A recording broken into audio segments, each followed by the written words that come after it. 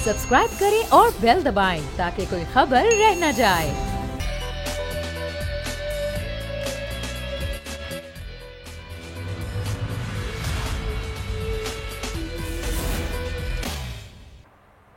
बिस्मिल्लाहिर्रहमानिर्रहीम, अस्सलाम वालेकुम। प्रोग्राम में मैं सुमैया रिजवान आपको खुश आमदीद कहती हूँ।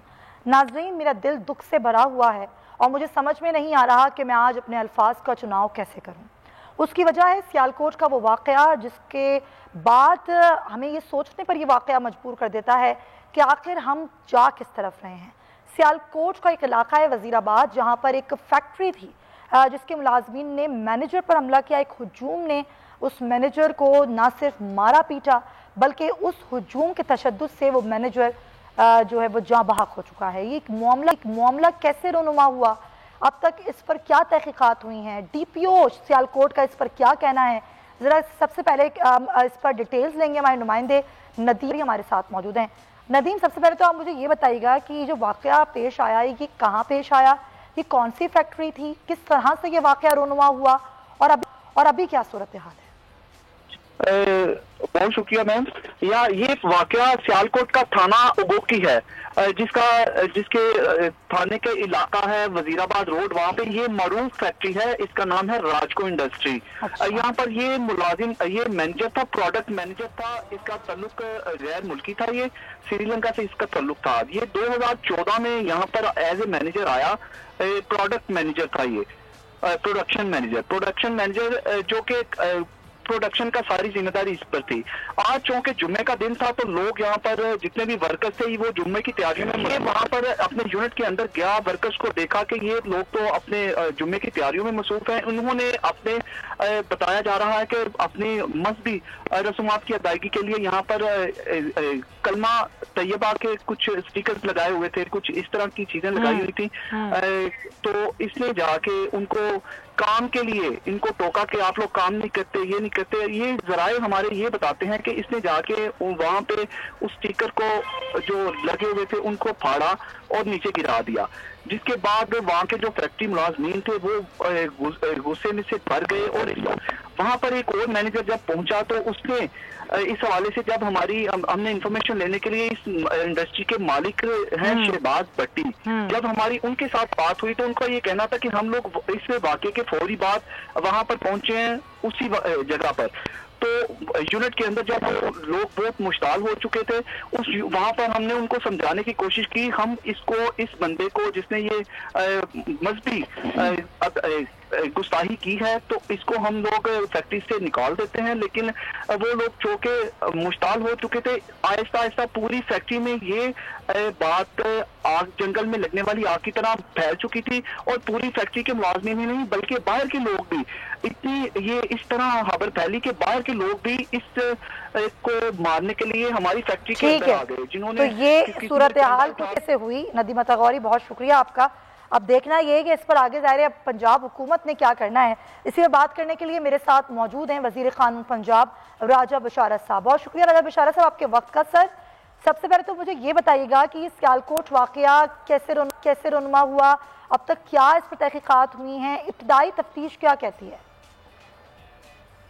ये सियालकोट का वाक़या जो है बड़ा अफसोसनाक वाक़या है और इसकी मजम्मत भी की जाती है, लेकिन एडमिनिस्ट्रेटिव लेवल पे इस वक्त हमारे कमिश्नर गुजरांवाला, RPO गुजरांवाला, वो दोनों वहाँ पर मौजूद हैं सियालकोट में और हमारे साथ वो राब्ते में हैं। और उनसे जो इतलात इस वक्त तक हमें मिली हैं वो दो चीज़ें जो मैं आपकी खिदमत में अर्ज़ कर देता हूँ। पहली बात तो ये है कि ये वाक़या जो है ये इत्तफाकिया तौर पर रूनुमा हुआ कि एक वर्कर ने जो उससे गुस्ताखी हुई तो ज़ाहिर बात है उसका जो रद्द-ए-अमल आया तो ऑल ऑफ अ सडन ये वाक़या पेश आया। अफसोसनाक वाक़या है, लेकिन इस वाक़े के बाद ज़ाहिर बात है लोगों के जज्बात हैं और लोगों ने एहतजाज भी किया, तो उसके लिए हम इक़दामात कर रहे हैं और हमारी ये कोशिश है कि लोगों को भी इस बात पर एतमाद में लिया जाए कि जो मुल्ज़मान जिन्होंने ये वाक़या किया है, एक तो अब दो इश्यूज बन जाते हैं। एक तो जिस बंदे को अलेज किया जा रहा था ही हैज बीन किल्ड, और दूसरा ये कि उसके बाद जो हंगामा आराई हुई, तो ये दोनों को हम अलग-अलग देख रहे हैं और हमारी कोशिश ये है कि अमन व अमान की सूरत हाल जो है उसको कंट्रोल में रखा जाए, ताकि इससे अवाम का भी नुकसान होता है, मुल्क का भी नुकसान होता है, और जो वसाइल हैं जो इस मुल्क के, उनका भी नुकसान होता है कि जब हम किसी सरकारी अमलाक को नुकसान पहुँचाते हैं उससे भी कौमी नुकसान होता है। तो इन सारी चीज़ों को मद्देनज़र रखते हुए सियालकोट इंतज़ामिया के साथ हम इन कांटेक्ट हैं, और चीफ मिनिस्टर पंजाब के हुक्म पर 7 बजे हमने मीटिंग भी रखी हुई है, जिसमें जो फर्स्ट हैंड रिपोर्ट है वो हमें मिल जाएगी, और इंशाअल्लाह ताला हमारी पूरी कोशिश ये होगी कि अमन व अमान जो है उसको कायम रखा जाए। बहुत शुक्रिया आपका राजा बशारत साहब, वज़ीर क़ानून पंजाब हमारे साथ मौजूद थे और उनका कहना है कि पूरी तहक़ीक़ात इस मामले की कराई जाएगी। आगे बढ़ेंगे नाज़रीन, कुछ और भी सूरत हाल है जिस पर हमें आज गुफ्तगू करनी है, और सबसे बड़ी इस मुल्क में सूरत हाल है महंगाई की। ये महंगाई क्यों बढ़ रही है, ज़रा आज हम इस पर रोशनी डालेंगे और आपको बताएंगे कि तिजारती खसारा जिसमें हमने देखा कि रिकॉर्ड इजाफा हुआ, खसारा 20 अरब 59 करोड़ डॉलर तक पहुंच गया है, और गुज़िश्ता बरस इसी अरसे के मुकाबले में जो तिजारती खसारा था वो 111.74% बढ़ा था। जुलाई से लेकर नवंबर के दौरान बरामदात जो हैं वो 12 अरब 34 करोड़ डॉलर रही थी, जबकि दरामदात का हुजूम 32 अरब 93 करोड़ डॉलर रहा था। हुकूमती फैसले IMF के साथ डील के बाद सरमायाकारों का पाकिस्तानी मार्केट से एतबार से उठ सा गया। मिनी बजट आ रहा है, टैक्स का इस्तिस्ना खत्म, रिकॉर्ड तिजारती खसारा, अफरात ज़र की वजह से जुमेरात के रोज मार्केट को शदीद झटका पहुंचा। स्टॉक मार्केट में तारीखी मंदी रिकॉर्ड की गई थी, मार्केट क्रैश हो गई, सरमायाकारों को तकरीबन 332 अरब रुपए का नुकसान पहुंचा। मुल्की और गैर मुल्की सरमायाकारों ने इनकला के लिए बड़े पैमाने पर फरोख्त की, जिससे मार्केट में एक बहरानी कैफियत पैदा हो गई। दूसरी जानिब हम डॉलर की सूरत हाल देखें तो डॉलर भी हुकूमत के काबू में नहीं आ रहा। डॉलर की उड़ान बरकरार है और इंटर बैंक में डॉलर की कीमत है वो 177 रुपये 8 पैसे रिकॉर्ड की गई है। महंगाई की शरह जो हमने आपको पहले बताई थी वो 9% थी, जो अब 11% से तजावुज कर गई है। 3 साल कबल वर्ल्ड बैंक के अदाद-ओ-शुमार के मुताबिक यही जो शरह थी वो 4% थी। हुकूमती पॉलिसियों और नाकामियों का बोझ अगर किसी पर इन 3 सालों में पड़ा है तो वो हमारे अवाम हैं। हुकूमत ने इन 3 सालों में बार बार मुआशी टीम में तब्दीलियाँ की। हुकूमत ने 3 वजीर खजाना, 6 chairman FBR, 5 chairman board of investment, 6 secretary खजाना को तब्दील किया, मगर कारकर्दगी फिर भी सिफर रही। आवाम को रिलीफ तो क्या, सिर्फ तकलीफ पर तकलीफ मिलती रही। अब भी हुकूमत आवाम को सिर्फ तकलीफ दे रही है। ओमिक्रॉन के खदशात के पेश नज़र आदमी मंडी में तेल की कीमतें तो गिर गई और अब तेल तकरीबन 80-70 डॉलर फी बैरल तक पहुंच गया है। इसके बावजूद हुकूमत ने पेट्रोलियम मसनूआत की कीमतों को कम ना किया, बल्कि IMF के इशारों पर सेल्स टैक्स और पेट्रोलियम लीवी में भी इजाफा कर दिया गया है। हुकूमत अब मिनी बजट लाने जा रही है, इसके बाद इसका मुल्क और अवाम पर क्या असर पड़ेगा, क्योंकि रिलीफ देने और महंगाई में कमी के दावे थे वो कहीं पर नजर नहीं आते। और अगर बात करें जो वफाकी वुज़रा इस पर बात करते हैं कि महंगाई हुई है लेकिन रेवेन्यू बढ़ रहा है, इसका मतलब है कि मईशत बेहतर हो रही है। तो सूरत हाल क्या है, क्या वाकई इसका असर नहीं हो रहा है मुल्की मईशत पर, लेकिन एक आम आदमी पर तो बहुत ज़्यादा इसका असर हो रहा है। वापस आते हैं अपने प्रोग्राम पर, और अभी इस न्यूज़ कॉन्फ्रेंस पर आने से पहले जो गुफ्तगू मैं कर रही थी वो मुल्क की मुआशी सूरत हाल की कर रही थी, और जिस तरीके से कल स्टॉक मार्केट क्रैश हुई, डॉलर मुस्तकिल बढ़ रहा है, मिनी बजट हुकूमत लेकर आ रही है, क्या सूरत हाल पैदा होगी। एक आम आदमी ये सोचने पर मजबूर हो गया है, क्या वाकई इस महंगाई में कभी कोई कमी आएगी या फिर ये महंगाई ऐसे ही बढ़ती चली जाएगी। इस पर हम बात करेंगे। हमारे साथ मौजूद हैं साबिक वज़ीर ख़जाना सलमान शाह साहब। बहुत शुक्रिया आपका डॉक्टर सलमान शाह साहब, आपके वक्त का। ज़ाहिर है आप हमेशा मुस्बत अशारिये बताते हैं, मुस्बत गुफ्तगू करते हैं, लेकिन आवाम परेशान है, उनको समझ नहीं आ रहा कि अपनी रोज़मर्रा की ज़रूरतों को कैसे पूरा करें, क्योंकि आज जो महंगाई की शरह है वो 11% तक हो गई है। यानी कि कभी 9 और 11 आवाम इस नंबर गेम को समझे ना समझें, लेकिन उनको ये पता है कि अब उनका घर चलाना बहुत मुश्किल हो गया। आप क्या कहेंगे?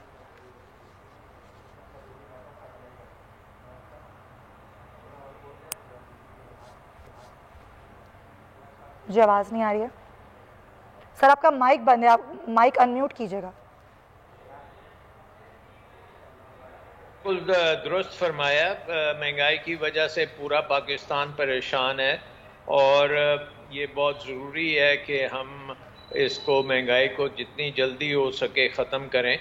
اور اس کی ختم کرنے کے جو ہے پہلے تو آپ کو پتہ ہونا چاہیے کہ اسباب کیا ہیں مہنگائی کے, اور اس کے بعد پھر آپ بات کر سکتے ہیں کہ یہ کیسے مہنگائی ختم ہوگی. لیکن عوام کے اوپر جو بوجھ ہے وہ واقعی ان کی لمٹس تک پہنچ چکا ہے, اور یہ حکومت کو پتہ ہے کہ یہ ایک بہت بڑا حکومت کے لیے ایک پولیٹیکل جسے کہا جا سکتا ہے ہینڈی کیپ ہے, کیونکہ اس حکومت جب سے یہ حکومت آئی ہے ہم ایک کرائسس, اکنامک کرائسس سے نکل کے دوسرے میں جا رہے ہیں, اور ہر کرائسس جو ہے وہ بہت بڑا کرائسس ہے.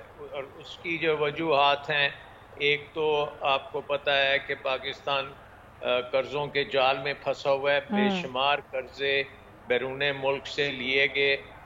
جو اس حکومت کا کام نہیں تھا وہ پہلے ہی ہو چکا تھا. پچھلے 10 سال میں ہم تقریباً 38 ارب ڈالر جو 2007 میں تھا بیرون ملک کا قرض, اس کو ہم 2018 میں 85 ارب ڈالر پہ لے گئے. اور 85 ارب ڈالر کا مطلب یہ تھا کہ ہماری اکانومی میں اتنی سکت نہیں تھی کہ اس کا سود بھی ادا کر سکے, اور قرضے لے لیے ہیں لیکن سود بھی ادا نہیں کر سکتے.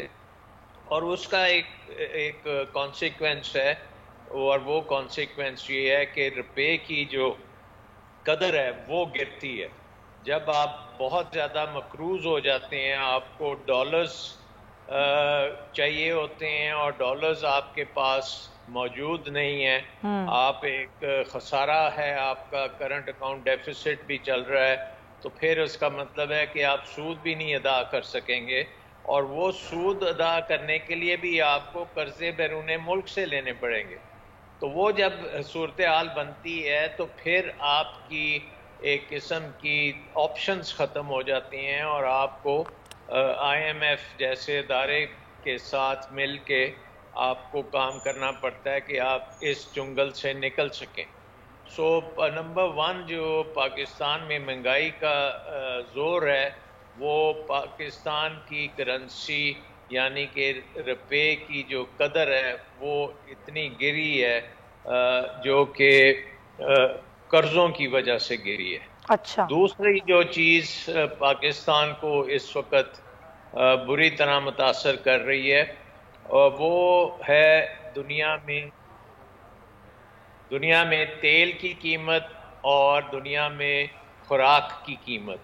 یہ پچھلے سال کے مقابلے میں اس سال بہت زیادہ بڑھ گئی ہے.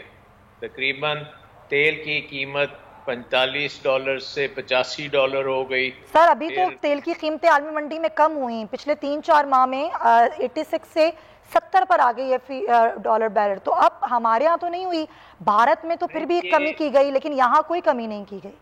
یہ 3-4 ماہ میں نہیں ہوئی, یہ پچھلے 1 ماہ میں یہ قیمت گری ہے, بلکہ پچھلے چند ہفتوں میں گری ہے. اور وہ ایک بہت خوش آئند بات ہے پاکستان کی اکانومی کے لیے, کیونکہ دنیا میں ایک چوتھا ویو چل رہی ہے, اومیکرون جو ہے وائرس اس کی, اور وہ اس کی وجہ سے تیل کی ڈیمانڈ میں کمی آئی ہے اور اس سے پاکستان کو کچھ ریلیف ملے گی. لیکن سلمان شاہ صاحب عالمی منڈی میں جب تیل کی قیمتیں بڑھتی ہیں تو اس کا اثر یہاں فوراً آتا ہے, لیکن جب عالمی منڈی میں تیل کی قیمتیں کم ہوتی ہیں تو وہ اثر نہیں آتا, الٹا ٹیکسز بڑھا کے, لیوی ٹیکس بڑھا کے اضافہ کیا گیا ہے. دیکھیں ایک بات ہمیں سمجھنی پڑے گی کہ یہ کوئی حکومت جان کے یہ کام نہیں کر رہی, یہ اس لیے کر رہی ہے کہ آپ کا آئی ایم ایف کے ساتھ ایک معاہدہ ہے جس کے تحت آپ نے کچھ اہداف ان کے ساتھ مقرر کیے ہوئے تھے, لیکن کورونا کی وجہ سے وہ اہداف پورے نہیں ہوئے. آپ نے اس وقت بہت ریلیف دی, بینکوں نے قرضے دیے, باقی چیزیں دیں تاکہ آپ کی اکانومی چلتی رہے. اب وہ ریلیف ختم ہو رہی ہے اور اب آئی ایم ایف نے کہا ہے کہ جو بھی اہداف تھے آپ ان کو پورا کریں. سوچیں کہ ایک بات بہت ضروری ہے, اور یہ پاکستانی عوام کو بھی اس کا علم ہونی چاہیے کہ آئی ایم ایف پروگرام جو ہے وہ صرف ہمارا آئی ایم ایف کے ساتھ پروگرام نہیں ہے، یہ پوری دنیا کو ایک پیغام دیتا ہے کہ پاکستان اپنی اکانومی کو درست کرنے جا رہا ہے۔ پاکستان سر یہ کیسے درست ہو رہی ہے ذرا سمجھا دیں گے، کیونکہ ایک عام آدمی کی سمجھ نہیں آ رہا کہ اکانومی ہم جن شرائط پر آئی ایم ایف سے قرضہ لے رہے ہیں، جن شرائط پر ہم نے برادر ملک سعودی عرب سے قرضہ لے رہے ہیں، اس پہ اپنی معیشت کو ہم کیسے درست سمت پر لے کر آ رہے ہیں؟ دیکھیں اس میں دو چیزیں ہیں، ایک آئی ایم ایف پروگرام میں جو یہ ٹیکسوں کو جب آپ بڑھا رہے ہیں تو اس کا مطلب ہے کہ آپ کا مالیاتی خسارہ وہ کم کر رہے ہیں، اور مالیاتی خسارہ جب کم ہوتا ہے تو پھر روپے کی قدر بہتر ہوتی ہے، اور وہ اگر ہم کرنے میں کامیاب ہوتے ہیں تو روپیہ جو ہے وہ جس گراوٹ میں پڑا ہوا ہے اس سے وہ بہتر ہوتا ہے، اور اس کی وجہ سے پھر انفلیشن کم ہوتی ہے۔ دوسری بات یہ ہے کہ جب آپ یہ پروگرام کریں گے آئی ایم ایف کے ساتھ تو آپ کی اقتصادی معاملوں میں ایک سرٹنٹی آئے گی، یعنی کہ جو اس وقت انتشار ہے وہ کم ہو جائے گا، اور سٹیبلٹی جب ہوتی ہے تو بیرون ملک سے آپ کے ملک میں انویسٹمنٹ بھی آ سکتی ہے، اور آپ کے ملک کے ساتھ تجارت بھی کنٹینیو کر سکتی ہے، اور آپ کے ملک کے ساتھ معاہدے جو بیرون ملک کے ممالک کرتے ہیں وہ بھی کر سکیں گے۔ اگر ہم آئی ایم ایف پروگرام نہیں کرتے تو یہ تمام چیزیں پھر بند ہو جائیں گی، پھر پاکستان کی تجارت سر ابھی آپ کی بات سے سوال میرے ذہن میں آیا کہ جو انسرٹینٹی ملک میں ہے معاشی صورتحال کو لے کر، ابھی تو سرمایہ کار یہاں سے جا رہے ہیں، ان کا تو اعتماد ختم ہو رہا ہے، اس طرح اسٹاک مارکیٹ کریش ہوئی، جس طرح ڈالر بڑھ رہا ہے، تو سر یہ کس طریقے سے آپ کہہ رہے ہیں کہ یہاں اعتماد بڑھے گا اور سرمایہ کاری آئے گی غیر ملکی؟ کیونکہ ایک میسج جا رہا ہے پاکستان سے کہ پاکستان آئی ایم ایف کا پروگرام کرنے کے لیے پوری طرح سے تیار نہیں ہے، یا وہاں پہ سپورٹ نہیں ہے اس پروگرام کی، اور ہو سکتا ہے کہ یہ پروگرام کینسل ہو جائے یا بند ہو جائے، تو اس کی وجہ سے عالمی منڈیوں میں پاکستان کے بارے میں خدشات ہیں۔ دوسری بات یہ ہے کہ پاکستان کے جو پارٹنرز ہیں، ٹریڈنگ پارٹنرز ہیں، جس میں سعودی عربیہ تک کے لوگ ہیں، انہوں نے جب آپ کی شرطوں میں ایک شرط یہ رکھی ہے کہ آپ آئی ایم ایف پروگرام کو چلائیں گے، آپ آئی ایم ایف پروگرام سے نہیں نکلیں گے، کیونکہ دنیا کو محسوس ہو رہا ہے کہ پاکستان کی سیاسی حالات ایسے ہیں کہ ہو سکتا ہے کہ یہ پروگرام جو ہے یہ مکمل طور پہ امپلیمنٹ نہ کر پائے۔ سلمان صاحب گورنر پنجاب یہ بات کہہ رہے ہیں، کوئی اور نہیں کہہ رہا، چودھری محمد سرور کا سٹیٹمنٹ ہے کہ آئی ایم ایف سے معاہدہ کر کے ہم نے اپنا سب کچھ داؤ پہ لگا دیا۔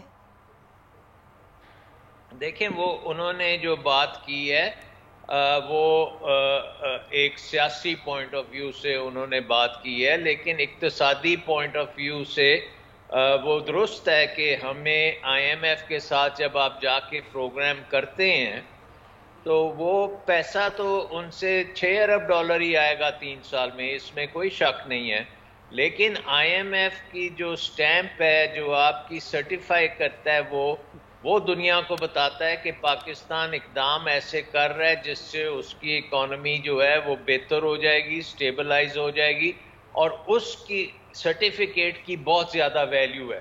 اگر وہ سرٹیفکیٹ آپ کو دے گا تو پھر آپ کے نظام چلے گا، پھر آپ کے جو قرضے آپ نے واپس کرنے ہیں وہ رینیو ہو جائیں گے، آپ کو اور فائنینسنگ ملے گی، انٹرنیشنل کیپٹل مارکیٹس میں آپ جا سکیں گے۔ سو پاکستان اس وقت ایک قسم کے امتحان میں ہے، پاکستان ایک طرح کے امتحان میں، اب دیکھنا ہی ہوگا کہ ہم امتحان سے کب نکلتے ہیں اور اس کو کس نمبروں سے ہم پاس کرتے ہیں۔ بہت شکریہ آپ کا ڈاکٹر سلمان شاہ صاحب، خزانہ ہمارے ساتھ موجود تھے، اب اسی پر بات کریں گے کیونکہ سٹاک مارکیٹ جس طرح میں نے اپنے انٹرو میں کہا کہ کل کریش کر گئی، سرمایہ کاروں کا 332 ارب روپے کا نقصان ہوا، اس کی کیا وجوہات تھی، اسی پر بات کرنے کے لیے میرے ساتھ موجود ہیں محمد عالم صاحب، سی او ہیں AKG گروپ اور سٹاک ایکسپرٹ بھی ہیں۔ بہت شکریہ آپ کا محمد فرید صاحب، یہ کیا وجہ ہوئی کہ اچانک سٹاک مارکیٹ اتنی کریش کر گئی کہ 332 ارب روپے ڈوب گئے سرمایہ کاروں کے؟ جی تھینک یو ویری مچ۔ ایک وقت میں ایسا نہیں ہوا، یہ ہو تو کافی دیر سے رہا تھا۔ آپ نے دیکھیں پچھلے 3-4 مہینے سے مارکیٹ تھوڑا سا دباؤ کا شکار ہے. جو زیادہ جس واقعے کی طرف آپ نے نشاندہی کی اس میں یہ ہوا تھا کہ اس سے ٹریجری بلز کا جو آکشن ہوا اس کے اندر گورنمنٹ آف پاکستان کی کمزوری نظر آئی سب لوگوں کو, جب انہوں نے 6 months اور 1 year کا جو آکشن تھا اس کو تو اسکریپ کر دیا, اور 3 مہینے کے اندر جب پیسہ اٹھایا وہ بہت مہنگا اٹھایا, تو 229 بیسس پوائنٹ مہنگا اٹھایا. اس سے پہلے جب یہ بینکس لے کے گئے تھے اپنی پیشکشیں تو وہ اپنی دانست میں ان لوگوں نے اسکریپ کر دیا تھا, اس وقت سستا پیسہ نہیں لیا تھا. تو all seemed on different pages, not on the same page. ہو سکتا ہے بک ایک ہی ہو لیکن سارے لوگ الگ الگ تھے. دوسری بات یہ ہے کہ میں نے تھوڑا اپنی زندگی میں ٹریجری کو ہینڈل کیا ہے, تو مجھے یہ سمجھ نہیں آتی کہ یہ جو ایکشن ہوا اس نے بہت ہمارے یہاں اسٹاک مارکیٹ میں رول پلے کیا, خرابی پیدا کی اور ابھی بھی کر رہا ہے. کیونکہ لیکن اس سے میں پہلے ایک بات کر لوں کہ جو سیکنڈری مارکیٹ کی ایلڈز ہوتی ہیں یہ ڈکٹیٹ نہیں کرتی مانیٹری پالیسی کو. یعنی یہ جو ہمارے جو بینکس ہیں ان کی خواہش تو ہو سکتی ہے کہ ییلڈز اتنی جائیں, لیکن لوگوں نے کیا کیا, جو ہمارے آج کل لوگ مارکیٹ میں زیادہ ایکٹیو ہیں اور سارے سوشل میڈیا پہ ہی بہت ایکٹیو ہیں, ان کو لگا کہ شاید یہ جو 229 بیسس پوائنٹ کا اضافہ ہوا ہے ٹریجری بل اور بہت شارٹ ڈیوریشن 3 مہینے والے میں اٹھایا ہے گورنمنٹ نے, تو شاید مانیٹری پالیسی جس کی فریکوینسی اپنی دانست میں اسٹیٹ بینک نے بڑھا دی ہے فرام 2 مہینے کے بعد کے بجائے انہوں نے کہا کہ دسمبر میں بھی, نومبر دسمبر جنوری, تو سب لوگوں کو لگا کہ شاید یہ خدا نخواستہ 150 پوائنٹ سے اور بڑھانے جا رہے ہیں, جس کا امکان خاصا کم ہے کیونکہ لاسٹ مانیٹری پالیسی کے بعد یہ ضرور ہوا ہے کہ international commodity prices as of ہوئی ہیں, کوئلے کی پرائس نیچے آئی ہے, کروڈ آئل نیچے آیا ہے اور ایڈیبل آئل نیچے آیا ہے. تو اگر ہم یہ دیکھ لیں کہ ہم نے جو لاسٹ ایکشن لیا تھا اس کا ریزلٹ بہت ہی ڈیواسٹیٹنگ آیا ہے اکانومی پہ, اور آپ یہ دیکھیں کہ $1 بلین جو ہم نے آئی ایم ایف سے لینا ہے. ڈاکٹر سلمان شاہ کا میں اسٹوڈنٹ ہوں, میں ان کی بڑی رسپیکٹ ہے اور ان کی باتیں بالکل اپنی جگہ ایکوریٹ, بٹ یہ جو آپ نے آئی ایم ایف اور ملٹی لیٹرلز کے ساتھ جو آپ کا ایک نیگوسیشن سکلز اور نیگوسیشن کرنی ہوتی ہے وہ بہت امپورٹنٹ ہوتی ہے, اور ہم تو پچھلے 20-25 سال سے یہ دیکھتے آ رہے ہیں کہ کس موقع پہ اور آپ کیسے. ہم نے تو یہ بھی نوٹ کیا ہے کہ اس سے بہت مشکل کنڈیشنز جب تھیں پاکستان کی اس وقت بھی آئی ایم ایف اتنا ٹائٹ اور اتنا ٹف ہمارے اوپر نہیں آیا اتنا خدا نہ اس دفعہ آ رہا ہے. اور ایک اور بات میں کہہ دوں اپنے ناظرین کے لیے اور آپ کے تبسط سے کہ ایک غلطی یہ ہو رہی ہے کہ اب غلطی کیا ہماری قسمت میں کہ اب کرسمس کی اور نیو ایئر کی چھٹیاں آ رہی ہیں, تو جو ایگزیکٹو بورڈ آئی ایم ایف کا ہے وہ 12 جنوری کو ملے گا, 12 جنوری 2022 کو. تو جس طرح ڈاکٹر صاحب ابھی فرما رہے تھے کہ لوگوں کو لگ رہا ہے کہ بھائی ہے تو وہ فارمیلٹی, اور یہ خدا نخواستہ نہیں ہو سکتا کہ ہم نے جتنا کچھ کر دیا اپنی پوری مارکیٹ اور اکانومی کو ہلا کے رکھ دیا, ان کے کہنے پہ ڈالر کا ریٹ بڑھا دیا, انٹرسٹ ریٹ بڑھا دیا, پتہ نہیں کیا کیا کر دیا ہم نے. تو یہ نہیں ہوگا کہ وہ خدا نخواستہ منع کر دیں گے, لیکن وہ گیپ بہت لمبا ہے. ابھی بھی سمجھے 50 دن ہیں جب ہمیں فارملی چلے گا پتا کہ ہم نے آئی ایم ایف کے پروگرام میں ایگزیکٹو بورڈ نے ہمیں اوکے کیا ہے, اور اس وقت تک پہنچنے کے لیے کتنا بڑا دباؤ مارکیٹس پر آئے گا, ظاہر عوام پر آئے گا, وہ بھی ایک بڑی عجیب چیز ہونے والی ہے. بہت شکریہ آپ کا.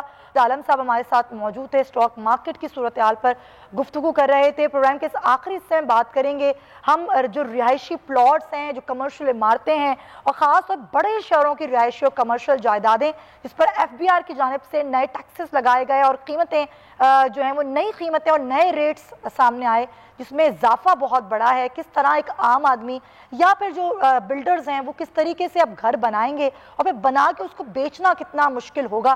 اسی پر بات کرنے کے میرے ساتھ موجود ہیں اویس تھانوی صاحب, سینٹرل ایگزیکٹو کمیٹی آباد. بہت شکریہ آپ کا اویس تھانوی صاحب, آپ کے وقت کا. یہ صورتحال ہے کہ ایک طرف تو عدالتی حکم پر غیر قانونی عمارتوں کو گرایا جا رہا ہے, پھر جو رہائشی عمارتیں ہیں یا کمرشل عمارتیں ہیں ان پر ایف بی آر نے اب ٹیکسز کو بڑھا دیا ہے. تو اس صورتحال میں آباد کیا سوچ رہی ہے؟ دیکھیں جی, جو آپ نے پہلے بات کری کہ عدالتی ایک حکم کے اوپر ایک بلڈنگ کو مسمار کیا جا رہا ہے, یہ ہمیں ایسا لگ رہا ہے جیسے ہم نے یہ چاہ رہے ہیں کہ ہم اپنا بوریا بستر طے کریں اور یہاں سے چلے جائیں شہر سے اور ملک سے.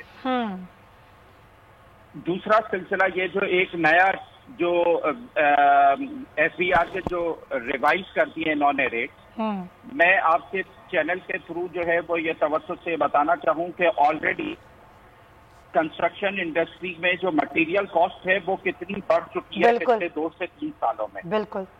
تو وہ لوگوں کی آلریڈی ریچ سے پہلے ہی باہر ہو چکی ہے. اب ایف بی آر کے یہ ریٹ بڑھانے کی وجہ سے تو انسان تصور بھی نہیں کر سکتا آنے والے وقتوں میں کہ وہ کسی جگہ کے اوپر بکنگ کرائے گا یا پراپرٹی دے گا. دیکھیں یہ میرے لیے پریشانی نہیں ہے، یہ صرف ان عوام کے لیے بھی پریشانی ہے جو عوام ہمارے پاس یا اور ڈیولپرز کے پاس. اچھا، ریئل اسٹیٹ سیکٹر سے آلریڈی ٹیکسز وصول کیے جاتے ہیں. ایف بی آر یہ کہہ رہا ہے کہ وہ ٹیکس کلیکٹ کرنا چاہتا ہے ریئل اسٹیٹ سیکٹر سے، اس لیے ٹیکسز کو بڑھایا گیا ہے. تو یہ ٹیکسز بڑھانے کے بعد کیا صورتحال آپ لوگوں پر ہوگی؟ آپ کی کتنی بجٹ سے آؤٹ ہو جائیں گی چیزیں؟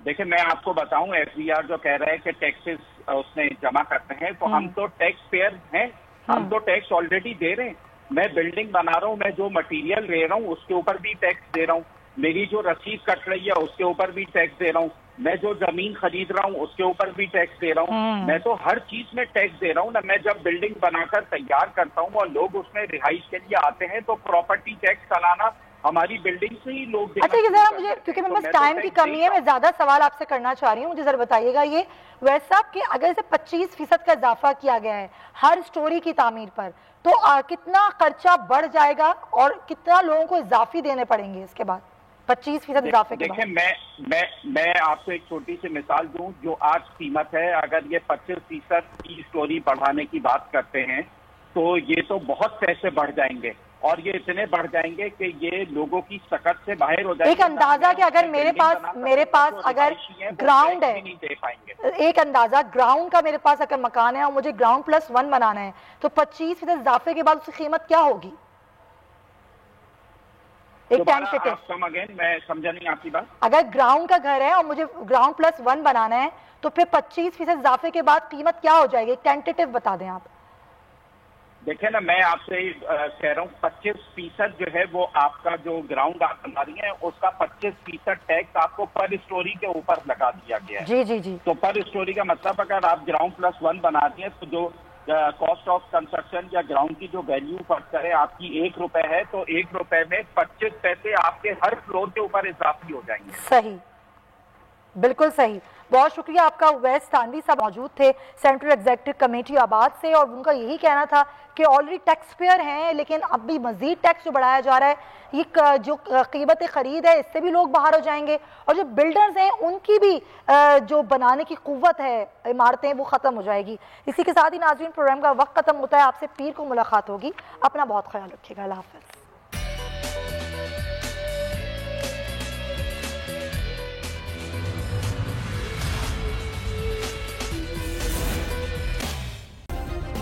سبسکرائب کریں اور بیل دبائیں تاکہ کوئی خبر رہ نہ جائے.